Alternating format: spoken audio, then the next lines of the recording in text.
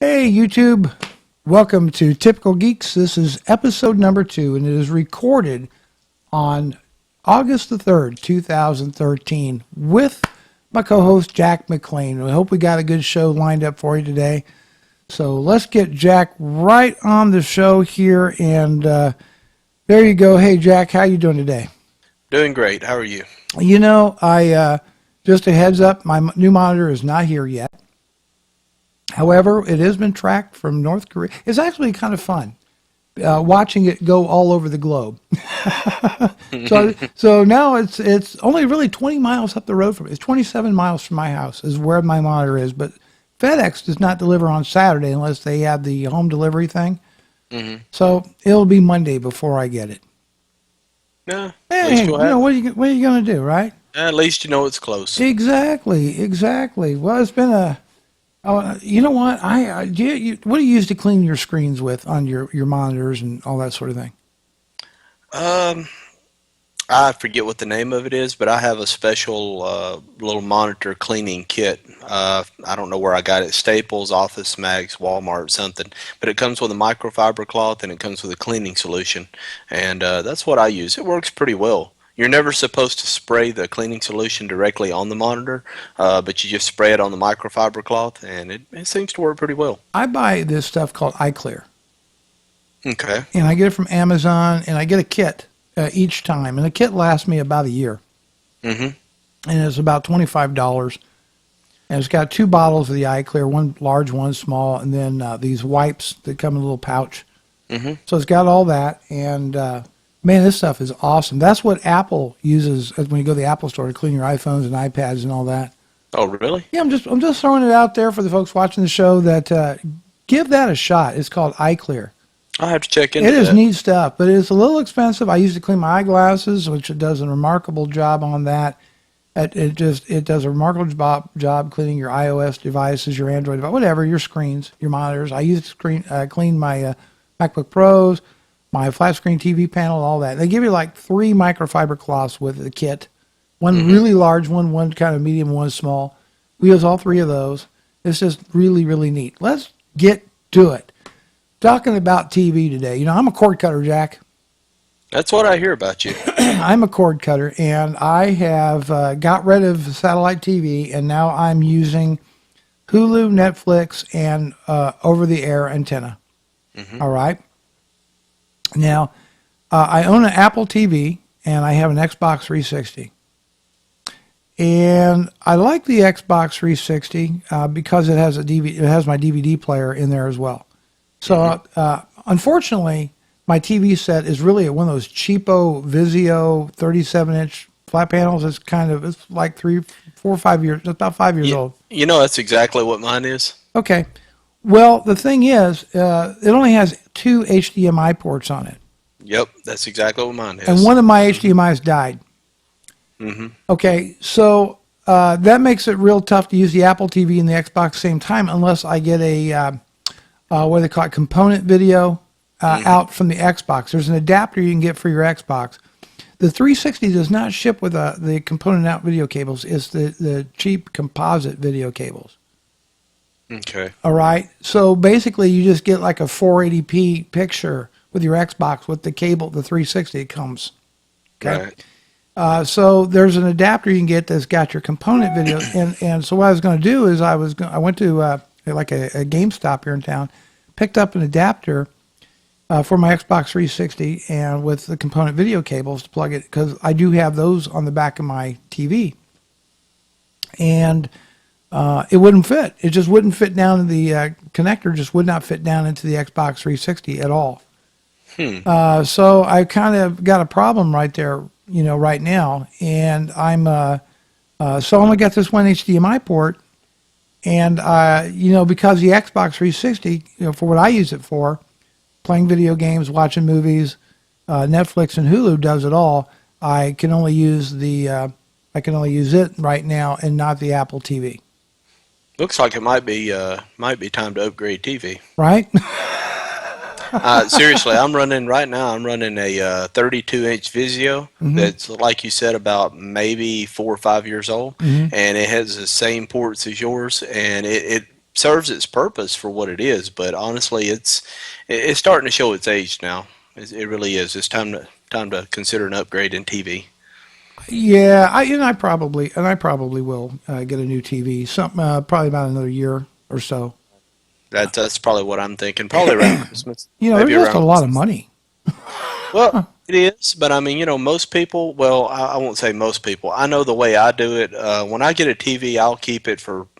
It's got a good 5 to 7 year life. Oh, okay, that's not bad. And Yeah. I consider it, it's one of those things like a computer. You buy it, you keep it. Well, at least I do. I keep it for 5 or 6 years, and then I go to something else. But if you're having to lay down that kind of money every year, yeah, it would get expensive. Oh, yeah. Yeah, no doubt on that. No doubt But that it would get you'd real be expensive. surprised. I mean, when I got that Vizio that I have, I paid, I don't know, maybe $400 or $500 for it, and for the same money now, you can get so much more TV for the same money. My kid's real father, he has moved back here, and he had to get an apartment, and he bought one of these Samsung. What was it, a 46-inch Samsung? Right. Beautiful, absolutely beautiful television. He paid the same thing for it I paid for that Vizio 5 years ago. Oh, the prices have come way, way, way, way down on them. I'm trying to remember what I paid for this 37-inch. Again, this would have been about 5 years ago. Probably around $500 to $600. I believe it was in that $600 to $700 range at the time. Okay. Somewhere around there. Anyhow, we are digressing because what I wanted to talk about specifically is Chromecast. And I'm going to go ahead and punch this up on the screen here, and there it is. The Chromecast is as I think most people watching our show will know pretty much what it is. It's a $35 device that plugs into your HDMI port on the back of your TV. It's powered by a USB plug. My cheap Vizio did not come with a USB port. So it's got a little wall wart that will plug in and power it up. Okay, if you don't have a USB cable, which is kind of cool. Mm-hmm. But that being said, here's the thing: I already own an Apple TV. I'm looking at it from the prospect, or I guess I'm looking at it from if I were in the market today. Here's my top contenders. I have Roku, I have Apple TV, I have now Chromecast. Those are the three main. There are some others out there, but those are kind of the three big. The top three players. The top three. Yeah, and of course there's your Xbox 360. There's your PlayStation 3. Soon the Xbox One, the PS4. There's Boxy. There's others out there. There's a bunch, but basically right now, it's either Roku, Apple TV, or Chromecast. Right. Now, even though I don't have much about the Roku on there, the Roku player and the Apple TV are pretty close in price, roughly. But we're going to stick with Chromecast and kind of looking at it versus Apple TV because Apple TV is growing huge. Apple has really done a remarkable job selling these things. So let's talk a little bit about the Chromecast. And this is what I think is kind of interesting. I'm going to go ahead and bring it back up on screen. This little $35 device. It looks really, really cool. But right now it is limited on apparently when they launched this thing, it came with like a free 60-day trial, was it, of Netflix? 60 or 90-day trial of Netflix? I thought it maybe. I thought it was a 30-day, but maybe it was 60-day. I was thinking that it was a little bit longer than 30-day, but irregardless, within a couple of days they took that away. Google took that away. They dropped the free trial of Netflix due to the demand for it, or apparently, this thing just really, really exceeded expectations. Here, let's talk about what's really cool with it, and that is that they're. What I think is really, really cool about this thing, I'm going to just go back to me and you on the shot, is not only that you can stream from your if you have a Chrome browser extension, the Chrome browser extension, you can also use your iOS device's remote control. You can also use your Android device's remote control. It doesn't when you go into like an app like the YouTube app or the Netflix app, it doesn't actually stream from your mobile device to to the Chromecast, what it's basically doing is going out and finding whatever content you're pulling up and on the remote device, and then going and finding that on Netflix or YouTube, and then streaming it to the TV, which means that there's probably a minimal amount of lag, and you're getting a really nice picture with it, and that's really cool. And now Google has just recently made the APIs available for this, so we're going to see a lot of new apps coming out from developers on this thing. Where things get dicey, and when we get ready to talk about Apple TV versus this thing, when things I think, start to get kind of dicey with it, is their version of AirPlay, which they call it. I think which is Chromecasting, which you do that through a extension in your Chrome browser. And as I understand it, you can broadcast or stream from your Chrome browser, that one tab, to this device, whatever you're watching on there. So if you got a presentation or you got a video you want somebody to watch or whatever, you could then stream it. But what I'm hearing from people that's already gotten their hands on these is that the picture quality is one, the video is laggy, really pretty laggy, and two, the quality is not that great. You also can't do mirroring like you could with an Apple TV. So you don't have that. Although I did see there's a YouTuber, was it MKBHD? He mentioned something to the effect about an app that would allow you to cast your desktop. However, it did not work. Well, I'm sure someone will, some developer will come out with something that'll make it work. The thing is, I mean, we have to understand this is a brand new product. And it does not have the maturity that the Apple TV does. I really don't think at this point it would be fair to compare the two. I just, like I said, I've only heard about Chromecast for about, I heard about it last week, I think. So, I mean, it's a relatively new thing. Give it another year or two to kind of develop. I mean, how long's Apple TV been out? Well, it's been out several years. Oh, yeah. Yeah. Give it a couple of years to mature, and if Google does not lose interest in this product, in another year it will be a serious contender to Apple TV, and it might even beat out the Apple TV.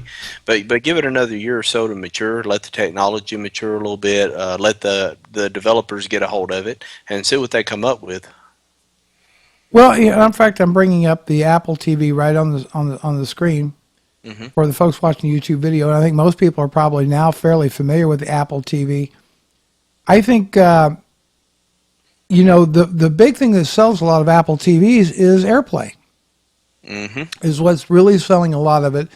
And, the ability to be on your iPad, your iPhone, and go and hit that button and mirror it right to the TV. And see, that's the thing. I think that's another selling point with the Apple TV is most people, and from what I've seen, they don't go out and buy an Apple TV. Okay, they already own an Apple device. They own an iPhone, they own an iPad, and they want the ability to be able to do this in addition to. So then they go out and they get an Apple TV, but they're already kind of in the Apple ecosystem. You know what I mean? They are, right. I'm not going to say anything bad about Chromecast because of the app situation right now. Brand new device, you got to give people a chance to push stuff out. Exactly. Okay, but this is Google's attempt clearly to go head to head with the Apple TV. They're doing it for less money, and that's not a bad thing. But the thing is as it stands right now, AirPlay is going to do a whole lot better job for you than what the one-tab casting is. Now, this begs the question. I'm kind of curious about this. I do not have a newer Mac. My MacBook Pro, my newest machine is a 2010 model. Okay, that tells you I'm getting a little dated. I cannot take advantage of AirPlay, from my MacBook Pro to my Apple TV. Okay, it relies on the newer Intel processors and the way they do things to work. So I'm curious, a lot of people let's take Hulu, for example.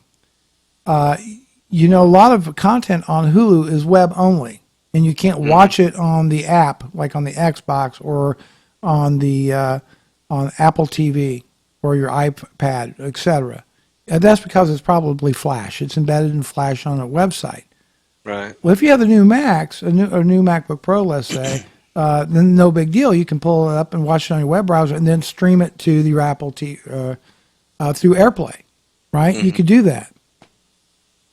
But you can't, that's my understanding, you can do that. But that does not really, I'm wondering, though, how Hulu is going to react to that, because they also have programming and content. You know, why? In other words, why pay? Why pay for a Hulu Plus membership? Right. If you can do this, if that makes any sense to you. No, it makes sense. Going back to something you said a few minutes ago, you mentioned price, and I had this on my mind then.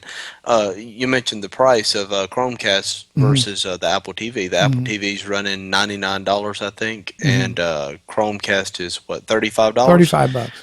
Okay. Here's the thing. It's two different business models. Okay, Apple is a hardware company, period. They have some software, but they are not a software company. They are very much a hardware company that just happens to sell software. They have to make money off the hardware, and they're making their money off that little puck, that little black box is what they're making their money off of. You know, they probably got $10 in that thing, and they're selling it for, you know, $99. That's where they make their money.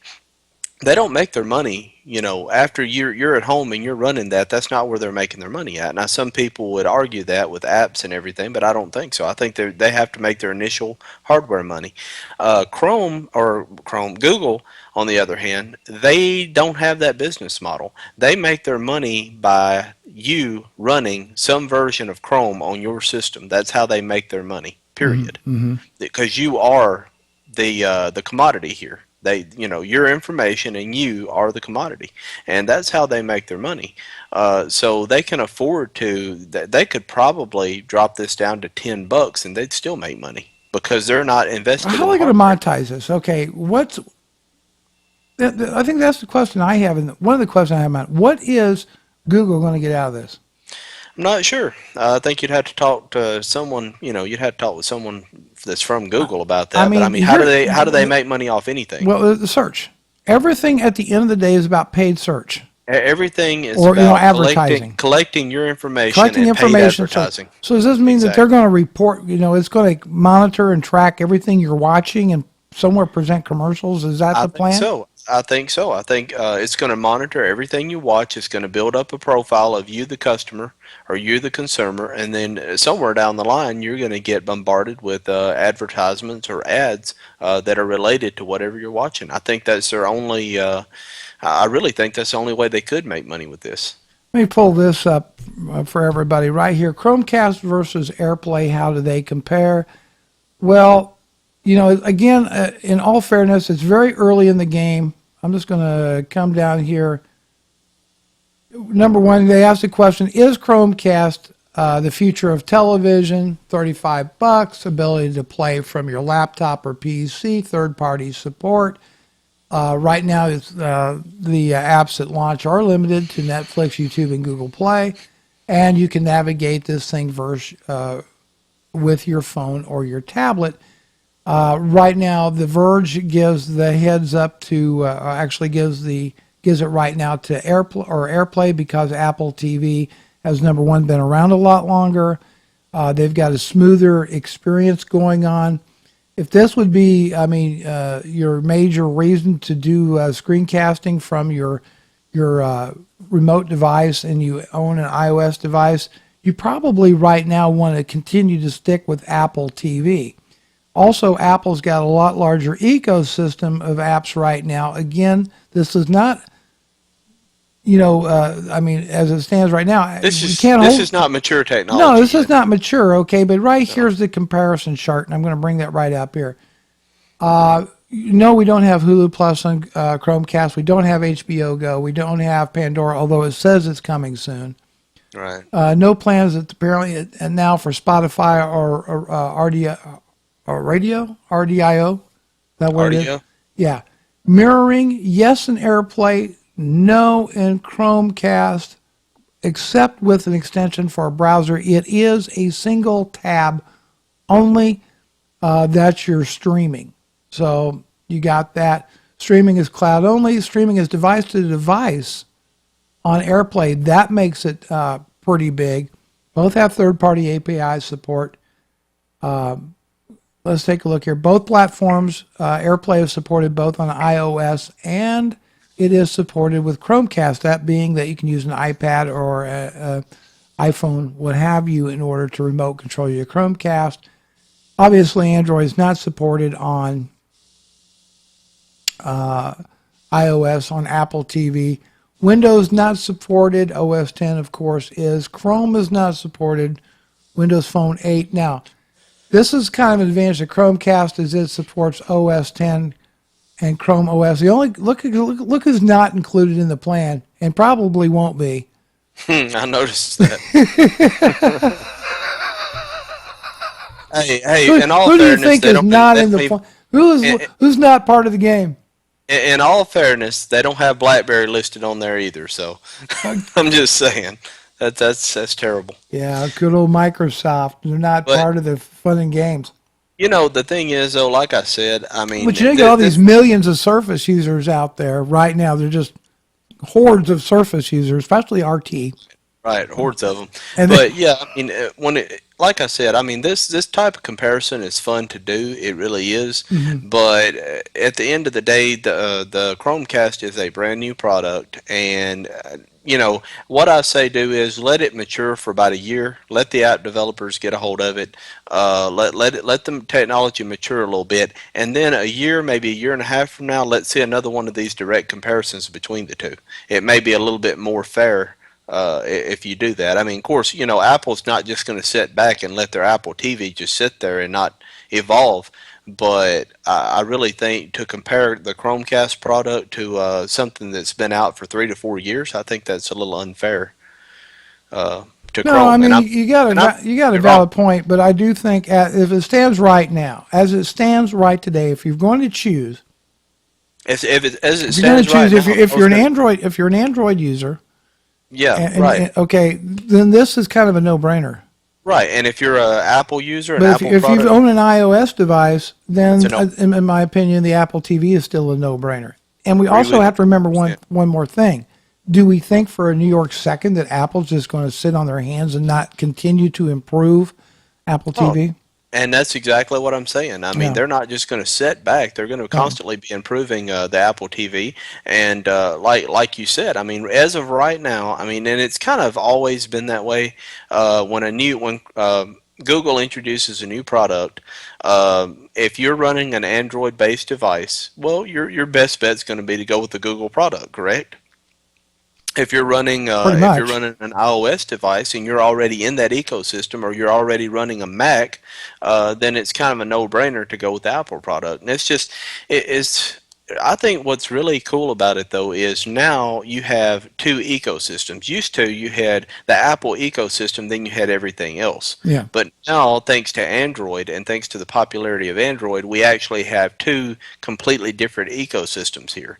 And the only thing is, if you want, and this is a pro and a con, one of the pros is if you choose one over the other and you just go straight with iOS products or Apple products or straight Android, you'll get a much better experience that way. But the problem is when you start trying to mix and match products, when you start trying to mix and match devices and software, that's where you run into your difficulties. And I think that's going to change too. Within the next couple of years, I can see that instead of there being a clear, definite line between Apple and Google, I think you're going to see more of a mesh where one will work fine with the other. And I think they're both going to have to do that. And it's in both of them's best interest to do that. Well, absolutely. And I want to just throw this one other part of the equation in. Again, part of being a cord cutter is getting free over-the-air TV as well as to supplement. Obviously you want your local channels and that kind of thing. I just want to give these folks here a shout out, and that is, let's bring these up right here. And this is the Mohu Leaf antenna. And this is an indoor antenna. They make several models of the Mohu. This is the one that I got right here. Although I got it, I I don't think they make the model I bought anymore because they used to have the Leaf amplified HD antenna. Now they have, I don't see that as available anymore. It's a little bit cheaper. I think you can still find it on Amazon.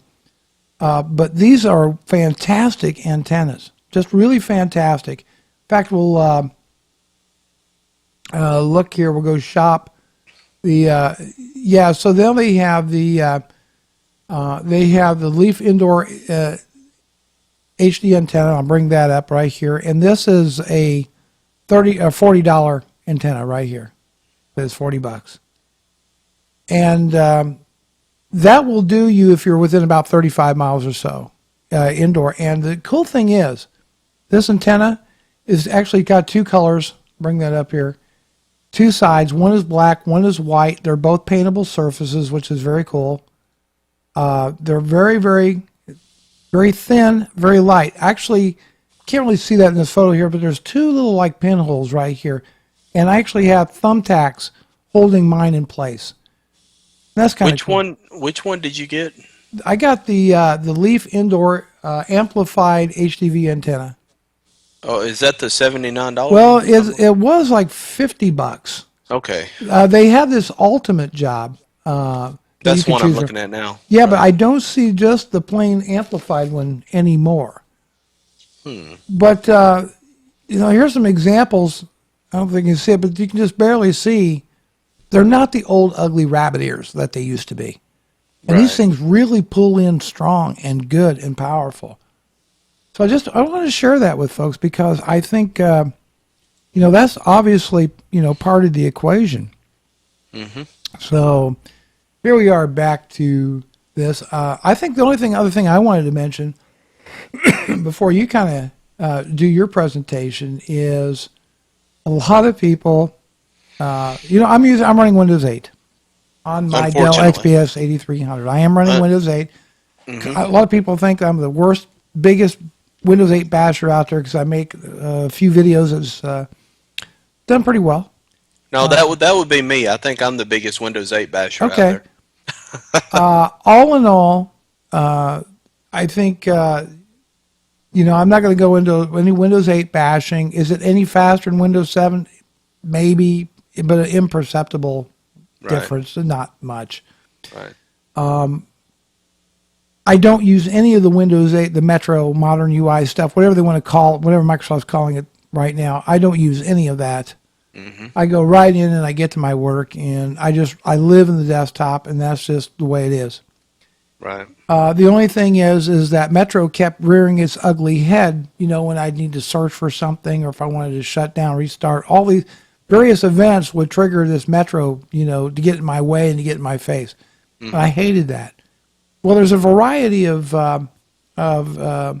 start menu replacements out there, and I have tried several of them. The one from Starduck, I have tried Classic Shell, which is a free and open source start menu replacement. But the one I liked the best, I actually paid for. It was $3. Mm-hmm. $3 for 2 licenses, and it's called Start is Back.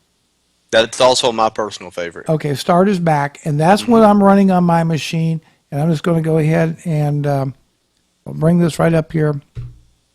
Here's some screenshots of it. One, you boot right to your desktop. Nice. Mm-hmm. So no more even looking at the tile stuff. You can customize this menu quite a bit. I have mine set up where you couldn't tell it wasn't the same Windows Start button that it was in Windows 7. That's the way I set mine up, where it looks just like Windows 7. It looks just like it. Mm-hmm. You can search in there. You've got shortcuts to my computer, control panel.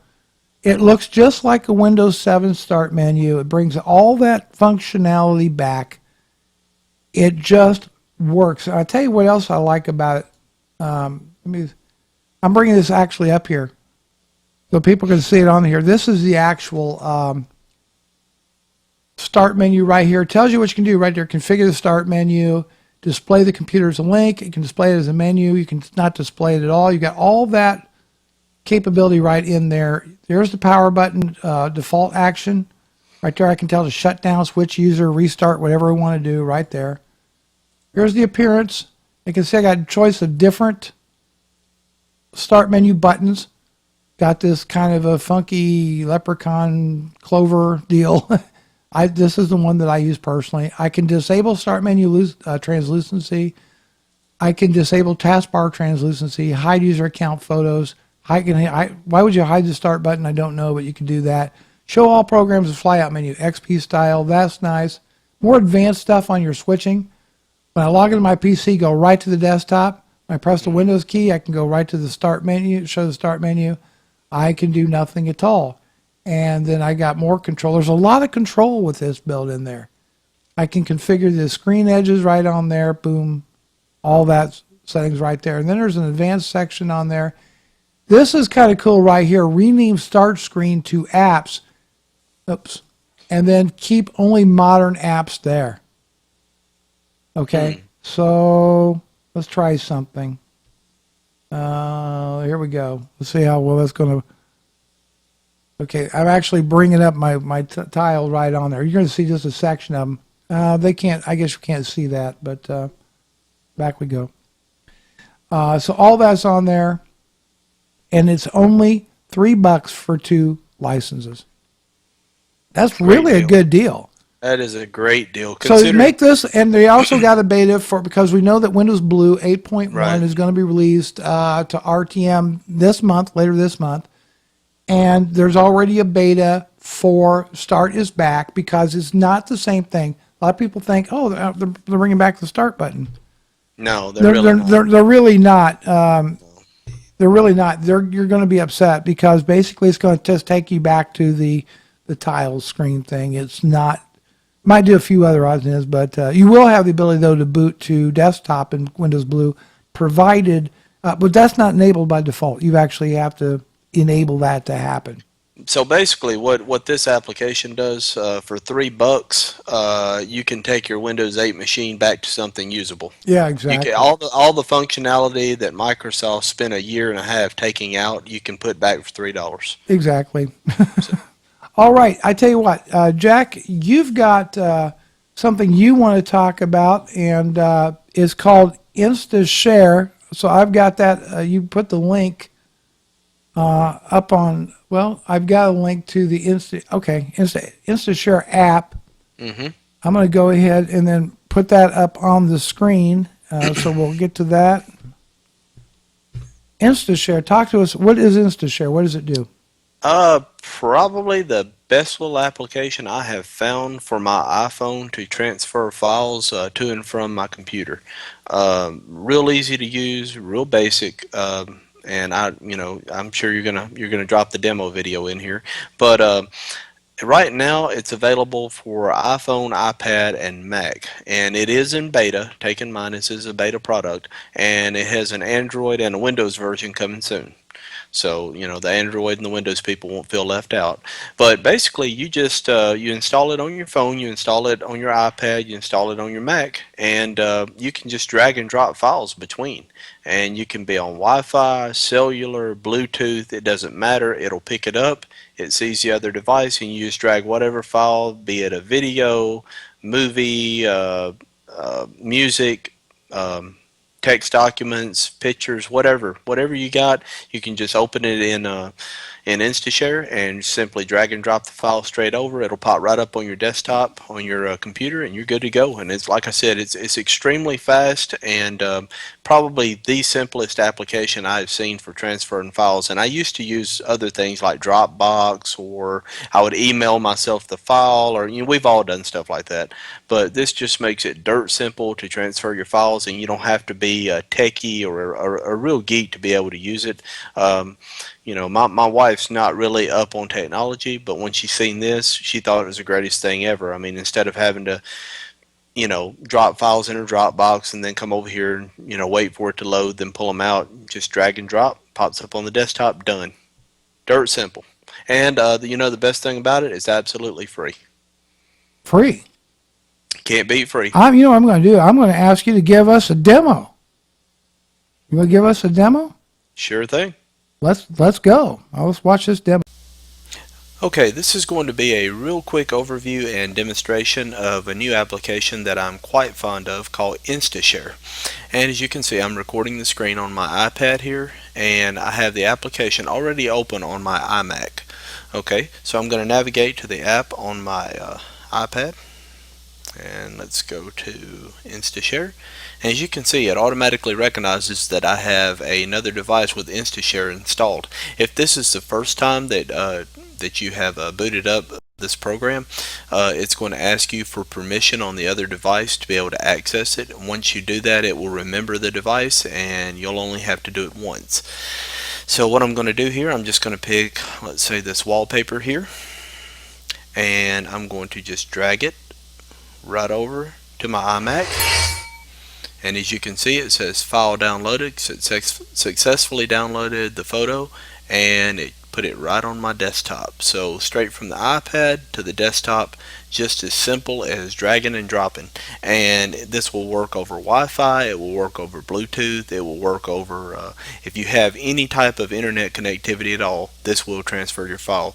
You may want to watch your data usage if you're on a cellular, but it will transfer pretty much any file. You can transfer music, movies, and it's extremely fast. Of course, it's only going to be as fast as whatever your connectivity is, but on my network it's extremely fast, and I can transfer pretty much all of these files in just a matter of seconds. And again, it's just as simple as selecting the file, dragging it over, and it pops up right on my desktop over here on my iMac. And it works the same way in reverse. I can create a file over here, drag it, and drop it right into the interface. And this is the desktop user interface here, and you notice it keeps a history of what you have here. You can clear that out easily, but basically you'll just drag it into the area, and it will transfer directly right back over to the iPad. I also have this application on my iPhone, and go ahead and clear, and we'll clear our clipboard there. But I also have this application on my iPhone, and it's very easy to transfer files between all devices just by dragging and dropping. Anyway, that's one of my new favorite applications for iOS, and thanks for watching. Wow. Okay, that was a good job, by the way. I appreciate it. All righty. I tell you what, folks, I think we're just about out of time for today. So, Jack, thanks for coming by and doing typical geek stuff with us. I had fun doing it. All right, everybody. We'll see you next week. Take care, everybody.